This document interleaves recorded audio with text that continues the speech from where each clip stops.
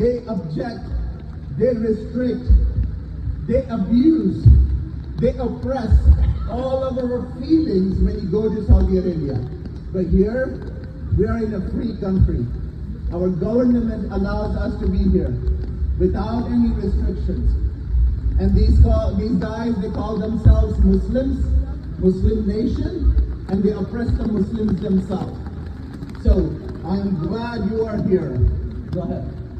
Al-Baqee! Al-Baqee! Al-Baqee! Al-Baqee! Al-Baqee! Al-Baqee!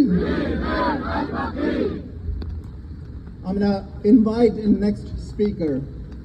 She's a young, talented lady from Chicago.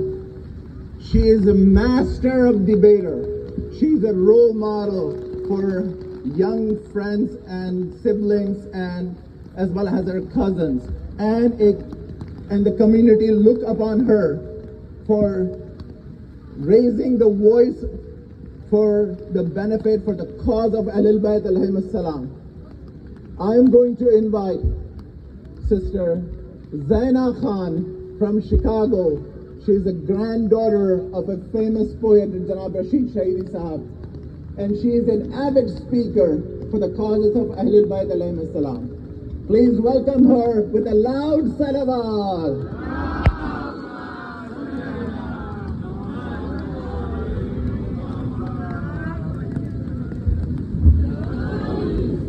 Respected Maulana, my elders and brothers and sisters, Assalamu alaikum.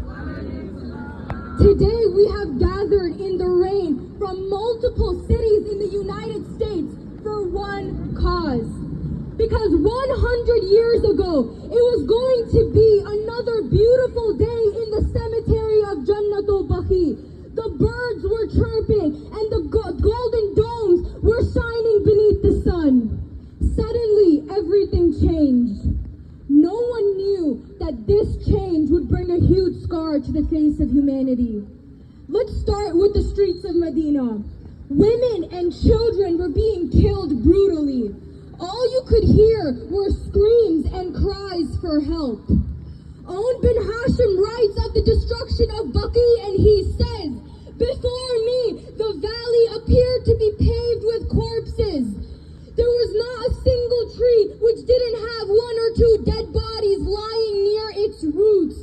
And most importantly, the shrine of the daughter of our prophet, the queen of the women in paradise, her shrine, along with some other sacred family members, was destroyed."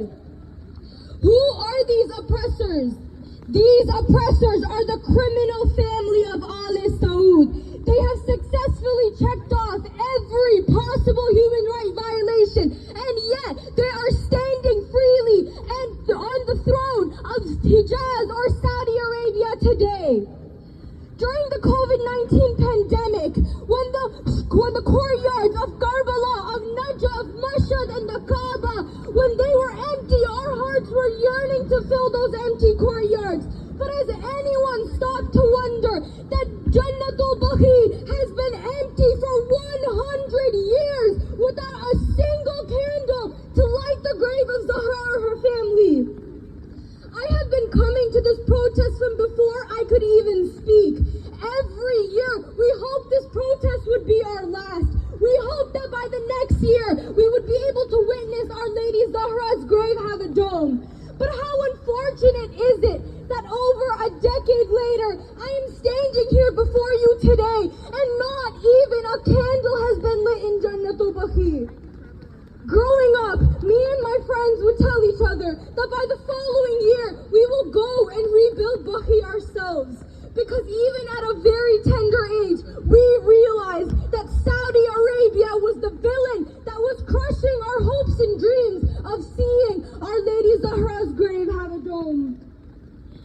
But the unfortunate irony is that the lady who stood up for women's rights back in her day is the same lady whose grave women are not allowed to pay respects to or visit. Why? Because according to the Ali Saud, carrying the self-made Wahhabi ideology of their pathetic ancestors, they're okay with being murderers, they're okay with being oppressive to humanity, they're okay with being terrorists. hypocrites. We cannot build a shrine around the daughter of the Prophet's grave because that is shirk. Did Allah ever call this bid'ah? No. Muslims, Shia and Sunni, we never had a problem with shrines being built around graves. Then why is the Ali Saud, the Kingdom of Saudi Arabia, making their own religion and forcing Muslims like you and I to follow it? This is not fair. We asked the ambassador and the doormat representative standing inside, hiding inside the Saudi embassy. Do you have an answer for this? Yeah, didn't think so. Muslims, if someone were to step into your masjid with shoes, step onto your musalla with shoes, you get offended. But over here, they destroy the grave of your Prophet's daughter and you're silent?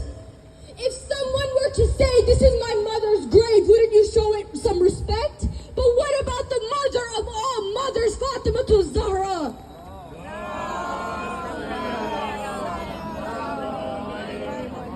1925 was the beginning of the systematic destruction of our heritage, both inside and outside Jannatul Baqee and Mu'alla.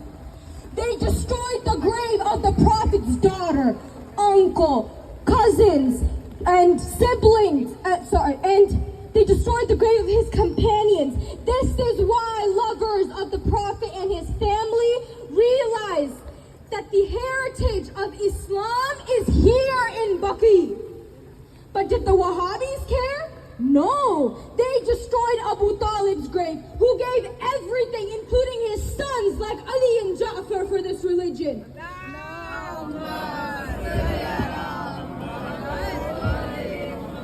They destroyed the grave of Khadija, who gave her entire wealth, everything for Islam. These are the backbones of our religion that Saudi Arabia is trying to erase. They destroyed Yunus's grave. Is Yunus just an Islamic prophet? No, he is the prophet of the Christians, of the Jews. Hey America, we have a common oppressor, the Kingdom of Saudi Arabia. Heritage should be protected solely because it is a part of our identity. Baqee is a piece of us that Saudi Arabia has been openly destroying and getting away with for over a century. We are here to remind the world that we have not forgotten. The Kingdom of Saudi Arabia is violating the basic human right of religious freedom.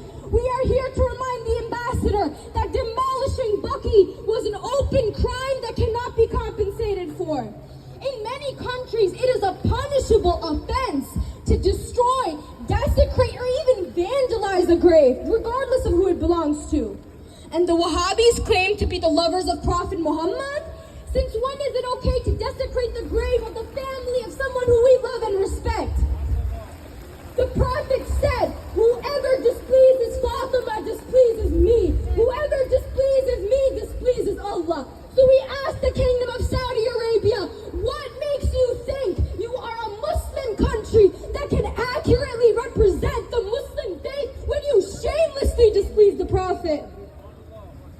Not just graves, but they destroyed the house of Hamza, the uncle of the Prophet. They destroyed the house of Salman Farsi. What threat did these houses pose?